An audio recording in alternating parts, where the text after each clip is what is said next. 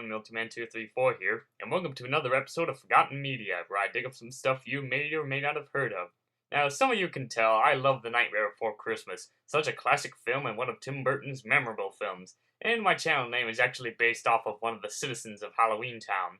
With such a great movie, there's an explosion of merchandising from dolls to sculptures to snow globes, ornaments, and so on. Of course, they had their share of making action figures, as most people remember the company NECA making a lot of NBC merchandise. Of course, nowadays we have Joom Planning as the current company making the action figures. NECA has made 6 series of action figures of the characters and things based off of the film. They also made some box sets like the Oogie vs. Jack one, and some exclusive figures like Pirate Jack and Vampire Jack.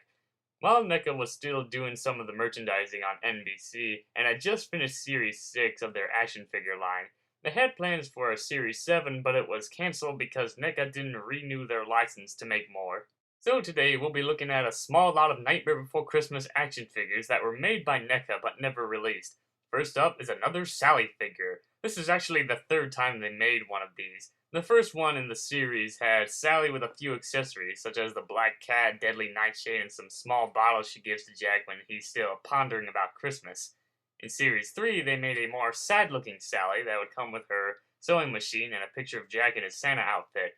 In Series 7, she was going to have her apron, a cauldron, and stove, obviously representing her kitchen stuff she uses to make food for Dr. Finkelstein.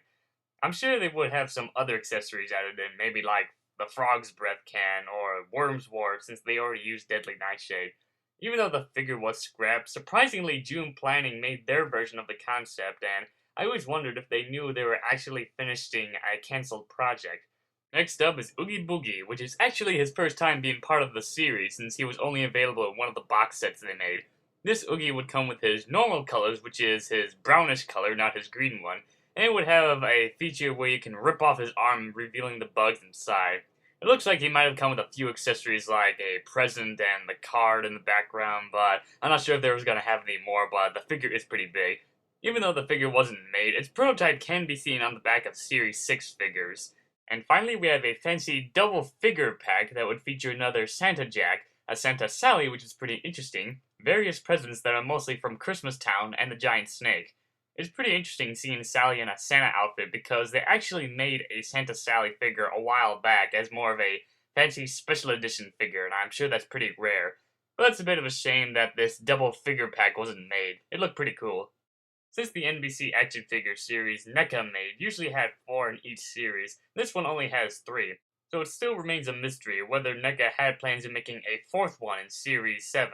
After all that hard work and planning, it's a bit of a shame that these figures weren't finished. They would have been cool. Well, I was going to end the episode here, but before I do, I have a special treat. While I was doing some research on the cancelled action figures, I stumbled upon some forgotten history of the Disney theme parks. Apparently, there was going to be a Nightmare Before Christmas attraction ride that was going to be in Disneyland and was in its storyboard sketches during 1996, I think. It would have you riding on Jack's sled, gliding through the air, looking at familiar scenes from the film. Obviously, the idea of flying sleds in the ride were based off of the Peter Pan ride. It does a good job recreating scenes from the film as its artwork was done by Christopher Merritt. The one weird thing about the ride is that it was going to be placed next to It's a Small World ride, and that seems a bit like a bad idea. Because on one side we have this cute and happy-go-lucky ride, and on the other side is this dark and scary-looking ride. It's like showing the light and dark side of Disney. Since Disney and Burton owned certain halves of the film during the time, Disney needed Burton's approval to get the ride in full motion. When the team showed Burton the idea in its sketches, he rejected the idea as he feared that Disney was overexposing his characters, which seems weird, but oh well. Even though the ride was cancelled, it did give Disney Imagineers some inspirations of doing the Haunted Mansion holiday that has Jack Skellington and the gang take over the Haunted Mansion every year during October through December, and was featured in Disneyland and Tokyo Disneyland. It's a bit of a shame that the original ride was scrapped. It looked awesome. It would have become a popular ride even though it has a weird location next to the Small World ride. Well, that wraps up this episode of Forgotten Media, so this is MeltingMan234 signing out.